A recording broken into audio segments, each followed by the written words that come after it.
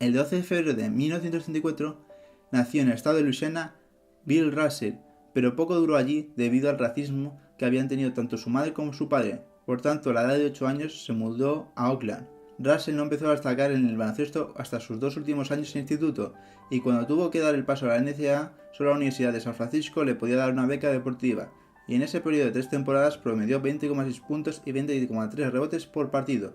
Allí conoció a Casey Jones, su compañero después en los Boston Celtics. Ante un juego muy defensivo, algo que no destacaba mucho entre los pivots de la época, Red Auerbach, entrenador de los Boston Celtics, traspasó a Ed McCoy, uno de los mejores jugadores de la plantilla, a los St. Louis Hawks, por el joven pivot. Después de retirarse, Bill Russell dijo en una entrevista que si hubiera sido jugador de los Hawks, nunca hubiera jugado en la NBA, debido a que St. Louis era una ciudad muy racista y que hubiera sido complicado mucho la carrera de un jugador negro en esa ciudad. Bill Russell fue a los Juegos Olímpicos de Melbourne en 1956, donde consiguió la medalla de oro.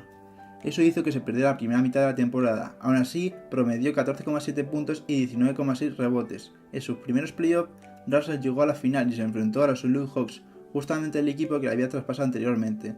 Los Celtics ganaron a los Hawks y consiguieron el primer anillo en su historia. En ese momento comenzó la era de Bill Russell. En su segunda campaña el jugador llegó a su primer All-Star, además consiguió su primer MVP de los 5 que iba a tener en su carrera, pero iba a estar en el segundo quinteto de la liga, algo normal en esa época.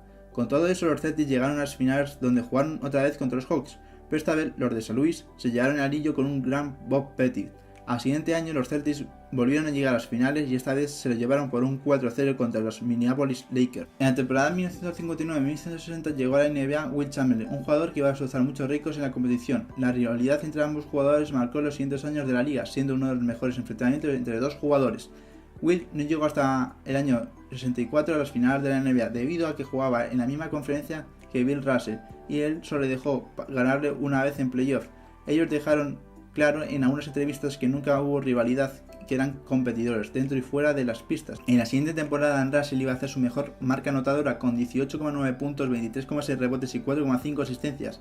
Además iba a acontecer un hecho histórico en la NBA, Chamberlain metería en un único partido 100 puntos y en la campaña promediaría 50,4 puntos y 25,7 rebotes por partido.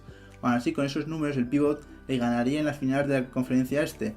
En las finales de la NBA se iba a encontrar a Los Ángeles Lakers, los cuales se habían movido de Minneapolis a Los Ángeles. A partir de ese momento empezó la rivalidad entre los de Massachusetts y de los californianos. En la temporada 62-63 ya no estaban las pistas Bob Cousins, quien se había retirado. En cambio se eligió en el draft a John Havlicek, quien sería un pilar fundamental para seguir con la dinastía. En la misma temporada Bill ganó el premio al mejor jugador del All-Star y selló su cuarto MVP.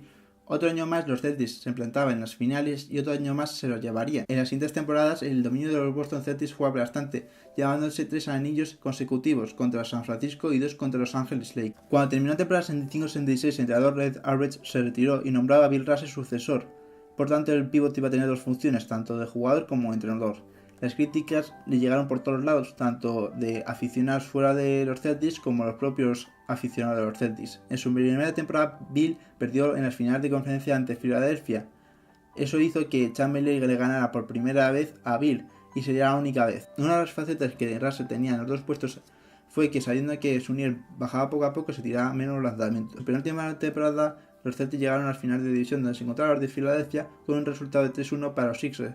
Los Celtics le dieron la vuelta a la eliminatoria y se clasificaron para las finales de NBA donde derrotarían a los Lakers. En su última temporada sus números bajaron a menos de 10 puntos por partido y como no iba a ser menos, llegó a las finales y se enfrentó a su amigo Wilt y al equipo rival durante casi toda su temporada, es decir, los Lakers. La serie llegó al séptimo partido y se preveía que los Lakers iban a ganar el campeonato, pero el partido fue al contrario, ya que en el tercer cuarto los Celtics se fueron en el marcador, aunque en los últimos minutos los angelinos se acercaron mucho, pero no consiguieron. Una de las cosas curiosas fue que el MVP de las finales se lo dieron a Jerry West, justamente el único jugador que perdiendo en las finales se lo llevaría. Tras la victoria, Bill anunció que se retiraría de las pistas, algo que solo sabía él. En una entrevista que le hizo Bill Simmons a Bill Russell, el pívot comentó que solo había jugado un partido más y fue contra su hijo, ya que se lo había pedido.